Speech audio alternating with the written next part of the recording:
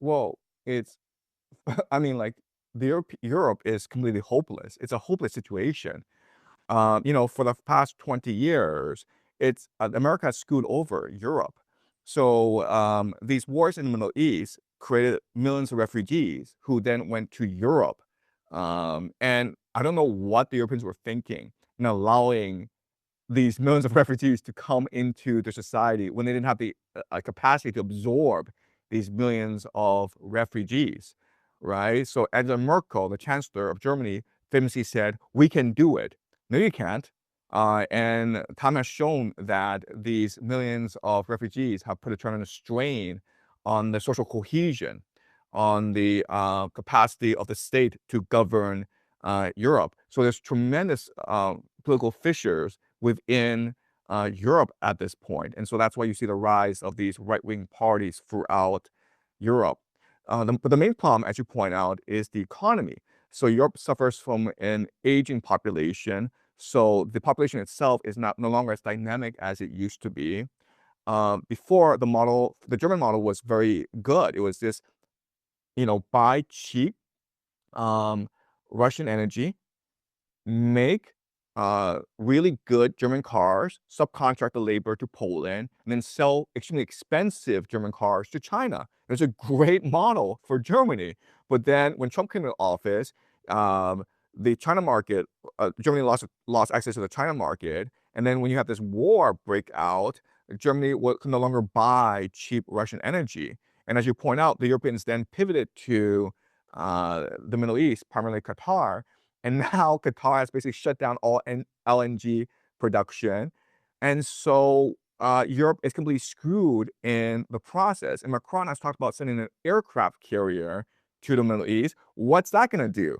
I mean, send an aircraft carrier so that the Iranians can sink it with ballistic missile? I mean, what's the point of that? And still at this time, the Europeans are still talking about drafting young men to go die in the trenches of Ukraine in 2029. So the European elite have their head in the sand. They have absolutely no idea what's going on. They have absolutely no solution to the multiple crises that they face. And Europe is a dumpster fire. I hate to say this, but it's a dumpster fire. Well, it's hard to disagree with that assessment, but no, things are going from bad to worse. I think the reason why Europe went from this immense optimism to now just crash, you can say hubris and all this, which is all correct. I think it was the post-Cold World order, though. It became ideal for the Europeans. That is, the United States were, declared the unipolar moment. The the role of the Europeans in this world was, well, let's have a collective hegemony of the political West, standing on these two legs of the US and the EU, hoping that Europe would be an equal partner to the United States. And not only would the political West dominate the world, but it would be a force for good, because not only would it prevent great power rivalry, but also by dominating the liberal democratic West will be able to elevate the role of liberal democratic values, humanitarian ideals. So again, it's almost like a civilizing mission. The dominance is and sovereign inequality is a force for good in the world. The world will thank us for dominating. So this is the benign hegemon. It's very appealing if you're a politician and you say we dominate, then the world will love us for it. So now that, of course, this is falling apart, I guess a bit of a mirage, like the Gulf states were relying on. There's no clarity what to do, and there's no political imagination, because they outsourced all strategic thinking to the US for 80 years. Now the US is essentially pulling out its knives for the Europeans. They've done this, as you said, over the past 20 years, but they did it more covertly. Now they're quite open about their contempt for Europe. So no, I think Europe is done. But what does this mean for the wider world order? Because this idea of the international distribution being focused around US global primacy, legitimized then by liberal democratic values, this world order, the post-Cold world order of the liberal hegemony, is gone. So the US is not dominant anymore, and liberal democratic values, I mean, no one really thinks this is what the Western powers are, that these are their objectives in foreign policy. it's a thin veil which has been tossed away. So what is the new world order then, from your perspective, or what will follow this? Right. Right. So there will be three major trends that follow from this, okay?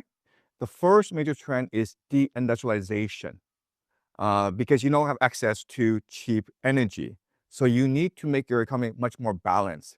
Before we have the growth of urban centers, which engage in the knowledge economy, which engage in AI, in EV, in solar panels, right? But all of that requires access to cheap energy, which is what the Middle East provided. But now that the Middle East is going to be destroyed or be engulfed in war for the next 10, 20 years, you have to deindustrialize.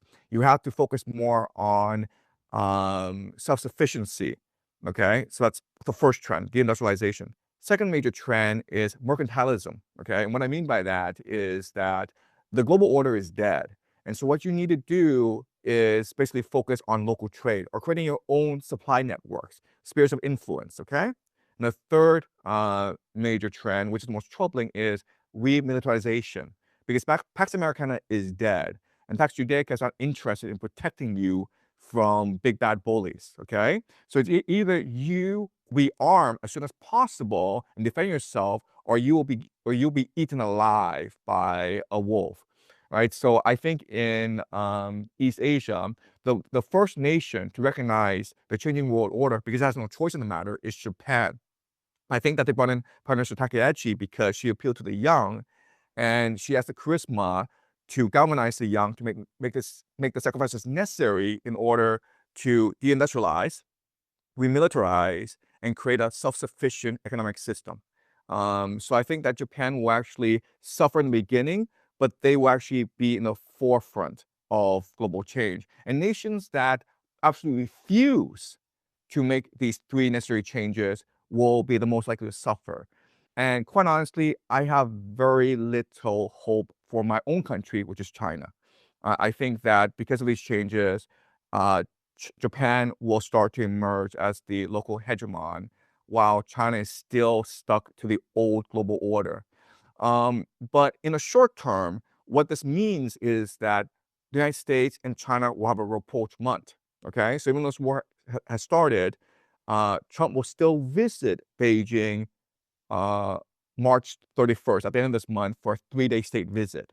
And I think that people will be surprised by how friendly and productive this meeting will be. And in fact, actually this year, there are scheduled 3 major summits between China and the United States. And so I think that both nations are working towards a rapprochement in order to repair the global order. But there's no saving the global order. It's dying. And so if you omit this reality and commit to revamping society, deindustrialization, remilitarization, and moving towards a self-sufficient economy, then you are much more likely to weather the storm that is coming.